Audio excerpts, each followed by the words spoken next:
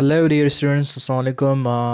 आज की वीडियो में मैं आपको जो है वो फाइनल वाइवा जो होता है, फाइनल प्रेजेंटेशन वाइवा कह लें, फाइनल वाइवा कह लें, उसके बारे में जो है आपको गाइड करूँगा कि जो है उसमें आपको जो है कौन से क्वेश्चंस पूछे जाते हैं आपसे, जो है वो आपकी जो प्रोजेक्ट है उसको रन करवाया जाता है कि नहीं, कोडिंग से रिलेटेड क्वेश्चन पूछे जाते हैं कि नहीं, और आपको जो है प्रेजेंटेशन वाइवा के लिए कौन कौन सी चीज़ें जो है चाहिए होंगी आपको कैंपस लेके जाने के लिए, ठीक है। और आपको जो है उसके लिए कैसे मतलब मेल आएगी, क्या प्रोसीजर होगा, सारा इस वीडियो में मैं आपको गाइड करूँगा।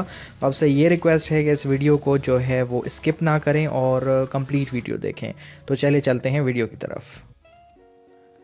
गाइस, वीडियो शुरू करने से पहले आपसे एक छोटी सी रिक्वेस्ट है कि अगर आपने मेरा ये channel view student support subscribe नहीं किया तो इसको आप जो है यहाँ पर सब्सक्राइब कर लें। और इस चैनल पे जो है मैं डेली जो है व्यू से रिलेटेड वीडियोस जो है वो अपलोड करता रहता हूँ, और आपको यहाँ पर हर तरह की वीडियोस मिल जाएंगी। व्यू एलएमएस से रिलेटेड, पास पेपर्स और व्यू के जितने भी सॉफ्टवेयर यूज़ होते हैं लेक्चर्स में, वो आपको यहाँ पर सब मिल जाएंगे, ठीक है। और सेकेंडली आपको जो है यहाँ पर वेबसाइट है हमारे viewstudentsuppport.com। यहाँ पर आपको आके आप जितनी भी इंफॉर्मेशन व्यू से रिलेटेड लेना चाहते हैं, अगर आप न्यू स्टूडेंट हैं और तो आपको यहाँ पर मिल जाएगी। और आपको यहाँ पर साथ ही पास पेपर्स और आइडिया सॉल्यूशन जो हैं वो असाइनमेंट्स मिल जाएंगे यहाँ पर, और सॉफ्टवेयर्स यहाँ पर डाउनलोड के लिए मिल जाएंगे। और साथ ही साथ आपको जो है हैंडआउट्स, पास पेपर्स और हर चीज़ आपको यहाँ पर मिलेगी। तो चलिए चलते हैं वीडियो की तरफ।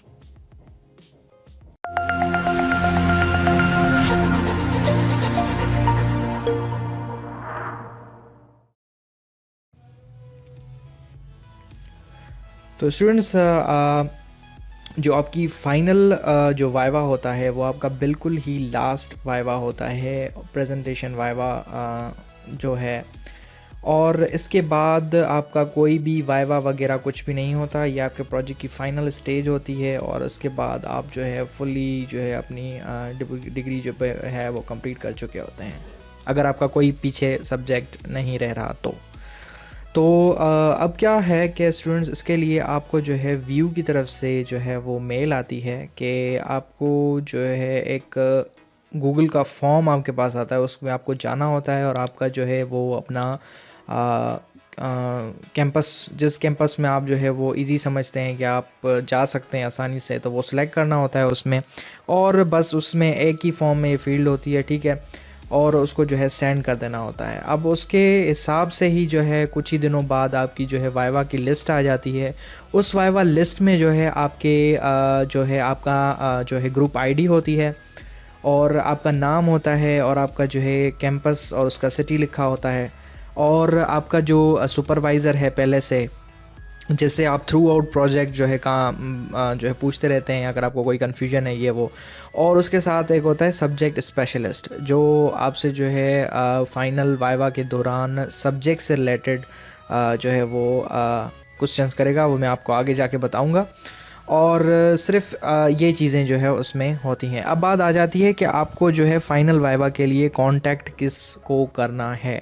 जब आप कैंपस में जाएंगे तो आपको किस को जो है फ़ाइनल वाइवा के लिए मतलब कॉल करनी है। आपको अपने जो आपका सुपरवाइज़र है पहले से, उसको ही जो है आपने जो है ना वो क्या कहते हैं कि उसको मतलब कांटेक्ट करना है, कॉल करना है, जैसे आप पहले प्री फाइनल वाइवा और टेस्ट फेज़ के लिए कॉल करते आ रहे हैं। तो उसके बाद क्या होता है कि वाइवा स्टार्ट जैसे ही आप कॉल करते हैं उनको, तो वो आपको सिंपली ये कहेंगे कि आप जो है अपना जो है वो प्रेजेंटेशन फ़ाइल को ओपन कर दें, ठीक है। अब प्रेजेंटेशन फ़ाइल को जैसे उन्होंने कहा कि आपको ओपन करने, तो आपको वही चीज़ ओपन करनी है। और अब ये बात पे आ जाते हैं कि क्या वो आपसे जो है बाद में या बीच में आपका प्रोजेक्ट ओपन करवाएंगे या नहीं। तो आपसे जो है वो आपका प्रोजेक्ट जो है वो ओपन नहीं करवाया जाएगा। जैसे कि आपका जो प्री फाइनल वाइवा में आपसे कोडिंग के रिलेटेड क्वेश्चंस किए गए थे, ये वो ऐसा कुछ नहीं होगा, ठीक है। आपको सिंपली जो है वो प्रेजेंटेशन अपनी देनी है, ठीक है। तो अब जो है हम वो कहेंगे कि आपको अपनी प्रेजेंटेशन को ओपन करना है। आपने जो है आपकी प्रेजेंटेशन को जो है वो ओपन कर देना है। ठीक है, प्रेजेंटेशन को आपने ओपन कर लिया। अब यहाँ से वो कहेंगे कि आप अपना जो है प्रेजेंटेशन को स्टार्ट कर दें। अब क्या आपने करना है कि सबसे पहले तो जो लिखा हुआ है स्क्रीन पर बिस्मिल्लाहिर्रहमानिर्रहीम, वो आपने जो है स्टार्ट करना है। अच्छी बात भी है। और आपने अपना वाइवा, कुछ बहुत सारे ऐसे स्टूडेंट्स मैंने व्यू में देखे हैं कि उनकी जो मतलब इंग्लिश में जो है हेजिटेशन है, और ये मतलब उनका थोड़ा सा वो है कि वो इंग्लिश में ना इतना वो नहीं कर सकते, वो बीच में जो है वो अपना जो उर्दू स्टार्ट कर लेते हैं, मतलब कम्प्लीटली वो इंग्लिश में अभी जो है ना वो नहीं करते। मैं ही आपसे एक चीज़ बताना चाहूँगा कि आप जो है अगर अपना वाइवा फुली इंग्लिश में देते हैं मतलब, तो आपका जो है वो इम्प्रेशन एक तो बहुत अच्छा पड़ेगा, और आपका एक तरह से कॉन्फिडेंस खुद ही बूस्ट होना शुरू हो जाएगा। जब आप वो मतलब बात करेंगे ना उस लैंग्वेज का, एक मतलब एक ऐसा है कि आपका जो कॉन्फिडेंस है वो आपका थोड़ा सा बूस्ट हो जाता है उससे। ठीक है, और आगे जो ले रहे हैं देख रहे हैं प्रेजेंटेशन है, वो उनको भी पता लगता है कि ये चीज़ इसको पता है और ये जो है डिफ़ाइन अच्छे से कर रहा है। तो उसके बाद आ जाता है आपका जो है वो सेकंड, आप जो है साथ साथ स्लाइड्स को चलाते भी जाएंगे, और आप अपनी जो है जो स्लाइड पे आप आ रहे हैं वो चीज़ आप उसको बताएंगे।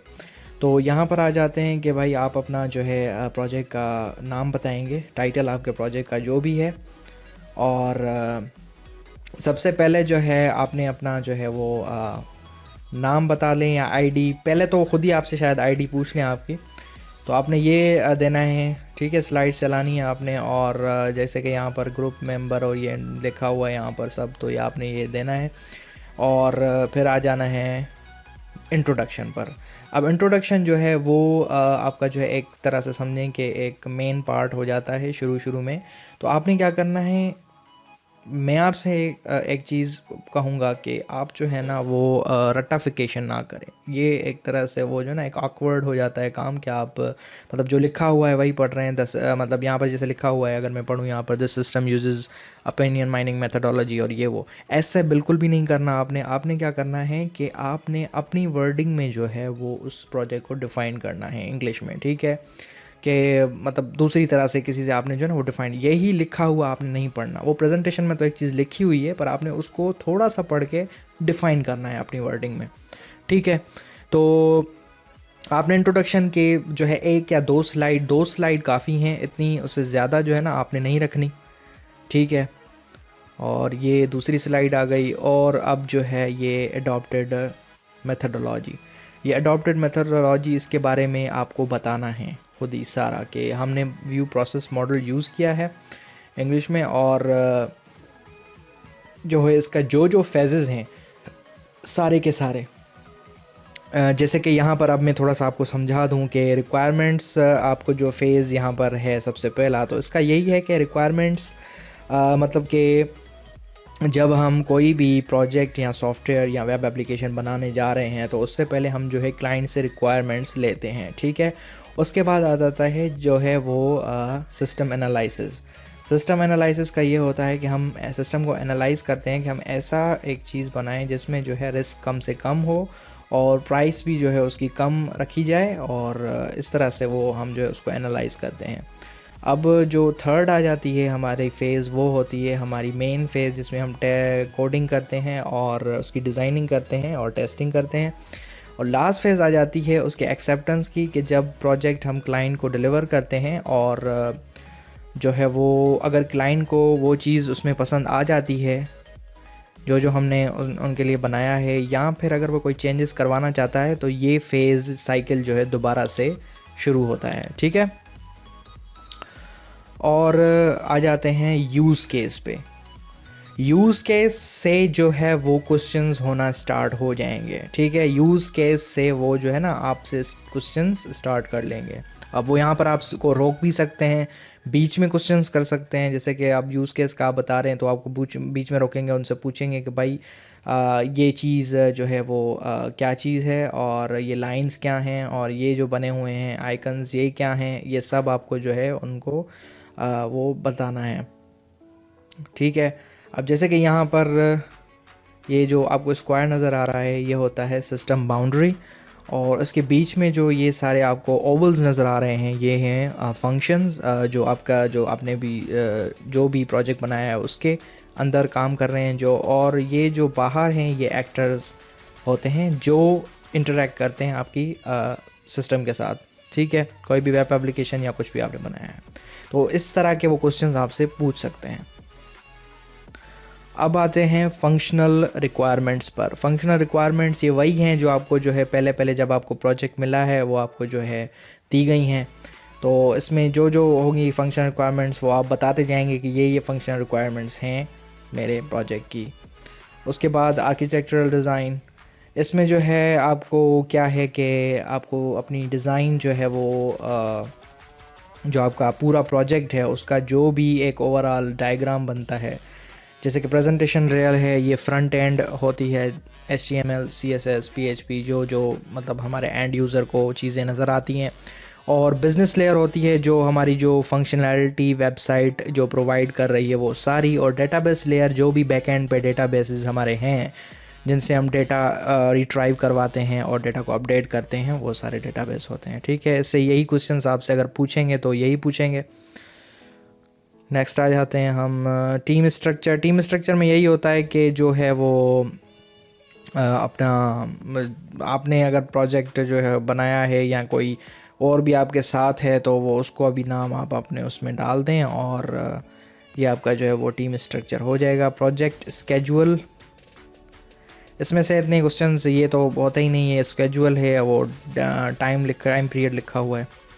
देन आ जाता है सीक्वेंस डायग्राम, यहाँ से आपसे क्वेश्चंस हो सकते हैं कि जो है भाई कि सीक्वेंस डायग्राम क्यों बनाया जाता है, सीक्वेंस डायग्राम को हम क्यों बनाते हैं, पहला क्वेश्चन ये हो सकता है। यहाँ से डायरेक्टली ये पूछ सकते हैं कि ये इस लाइन को क्या कहते हैं, जो सीक्वेंस डायग्राम की लाइन है इसको क्या कहते हैं।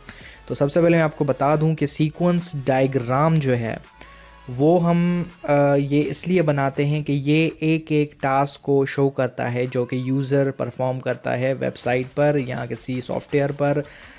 तो अगर यूज़र कोई चीज़ लॉगिन कर रहा है तो उसका एक सीक्वेंस डायग्राम बनता है कि यूज़र कैसे लॉगिन करेगा, ठीक है, उस टास्क को कैसे परफॉर्म करेगा, उस पर्टिकुलर टास्क को।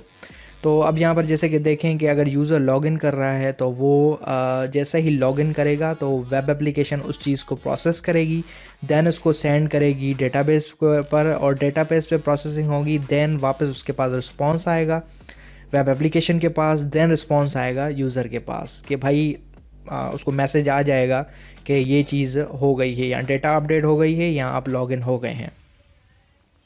तो अब इसमें से वो ये पूछ सकते हैं कि ये जो है जो वेब एप्लीकेशन है ये क्या है, इस सीक्वेंस डायग्राम में ये क्या है।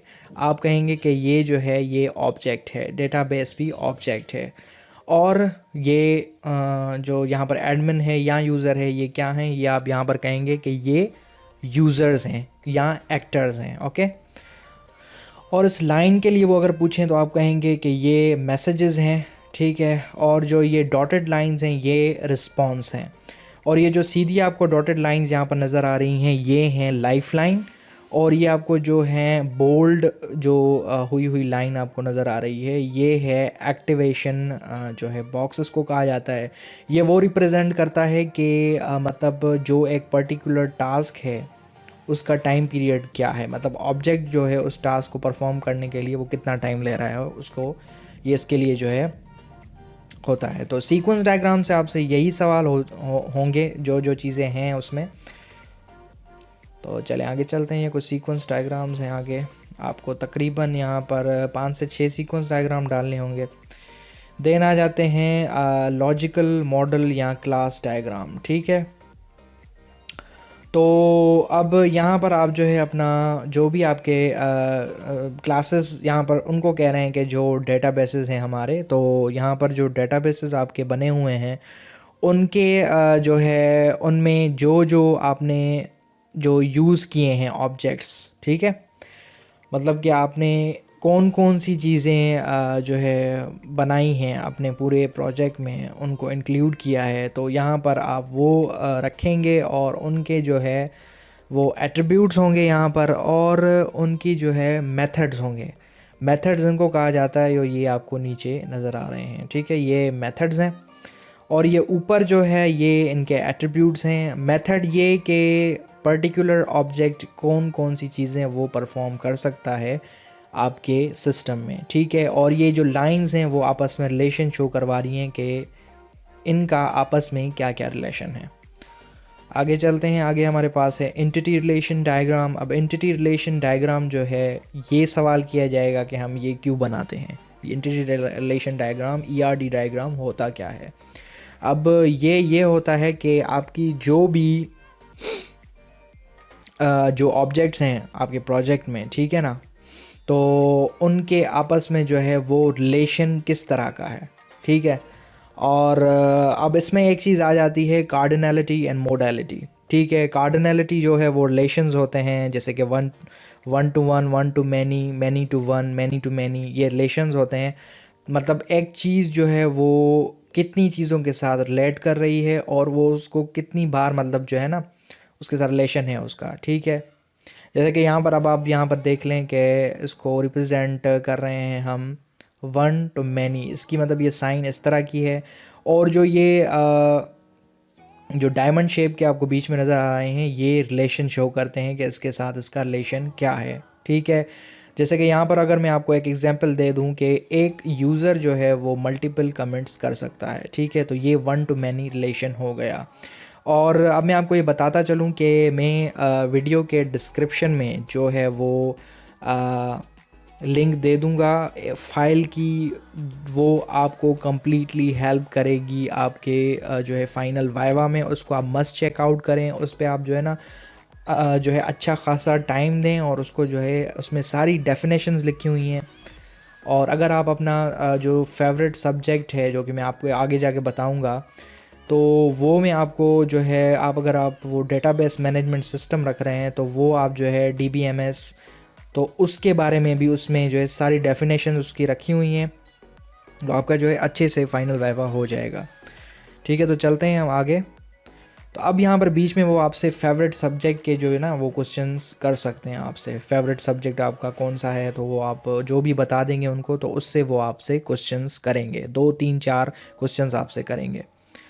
तो अब आ जाते हैं डेटाबेस डायग्राम पे। अब डेटाबेस डायग्राम जो है वो सिंपली आपसे पूछा जाएगा कि ये क्या होता है, इसको क्यों बनाया जाता है, तो आप यही कह देंगे कि डेटाबेस डायग्राम जो है, या डेटाबेस डिज़ाइन डायग्राम जो है, वो इसीलिए बनाया जाता है। ये एक तरह का आप शुरू में ही कह लें कि एक हम बना लेते हैं कि भाई हमारे प्रोजेक्ट का जो है कैसे कैसे डेटाबेस होंगे डेटाबेस बनाने से पहले, और उनके आपस में जो है वो क्या रिलेशन होगा।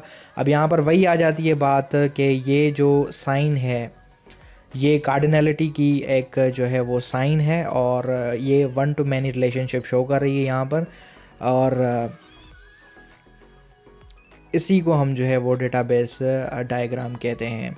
एक और चीज़ आपको मैं एक आपके जो है वो उसमें ला दूँ कि आप जो भी डायग्राम बना रहे हैं उनके दरमियान जो ये लाइंस हैं और जो उनके रिलेशंस हैं वो सही से रखें।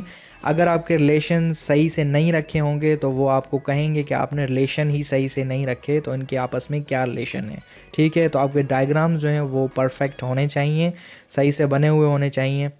और यहाँ तक जो है ये आपका कम्प्लीटली आपकी प्रेजेंटेशन ख़त्म हो जाती है, ठीक है। और यहाँ पर कुछ ये आपके जो है वो साइड के जो है वो होते हैं स्क्रीनशॉट्स, उसके बारे में आपको वो कुछ भी नहीं पूछेंगे, यहाँ पर आपकी जो है प्रेजेंटेशन ख़त्म हो जाती है। अब जो मेन टॉपिक्स मैं आपको बता दूँ लास्ट में, entity relation diagram, architectural design, use case diagram और सीक्वेंस डायग्राम, ये जो चीज़ें हैं इनमें से आपसे क्वेश्चंस जो है हो सकते हैं। उसके बाद आपको जो है वो फेवरेट सब्जेक्ट का पूछा है, जिसके लिए मैं आपको कह रहा हूँ कि इन सब चीज़ों के लिए एक डॉक्यूमेंट मैंने डिस्क्रिप्शन में दी है, वो आप मस्ट डाउनलोड करें, और उससे आपका जो है अच्छा खासा जो है फाइनल का वाइवा सारा मतलब कंप्लीट हो जाएगा। आपकी डेफिनेशन वगैरह आप उसको जो है याद करें, पढ़ें, ठीक है। उसमें सारा डेटाबेस मैनेजमेंट सिस्टम के सब्जेक्ट की सारी डेफिनेशन इंपॉर्टेंट दी हुई हैं जो जो पूछी जाती हैं, और आपका जो है वाइवा फाइनल का वो आसानी से हो जाएगा। अगर आपने प्री फाइनल वाइवा की जो है वो वीडियो नहीं देखी और आप डायरेक्टली इस वीडियो पे आ गए हैं, तो ऊपर आपको वो भी शो हो रही होगी, ऊपर आपको वो उसका नाम आ रहा होगा, ठीक है। और ये था आज की वीडियो के लिए कंप्लीट, आपको एक गाइड, आपके लिए गाइडेंस कि क्या क्या होता है फाइनल वाइवा में। I wish you best of luck for your final viva and I hope कि आपका जो है आसानी से वो क्लियर हो जाएगा। तो गाइज़ मिलता हूँ आपके साथ नेक्स्ट वीडियो में, तब तक के लिए अपनी दुआओं में याद रखिएगा, अपनी फैमिली का ख्याल रखिएगा। अल्लाह हाफ़िज़।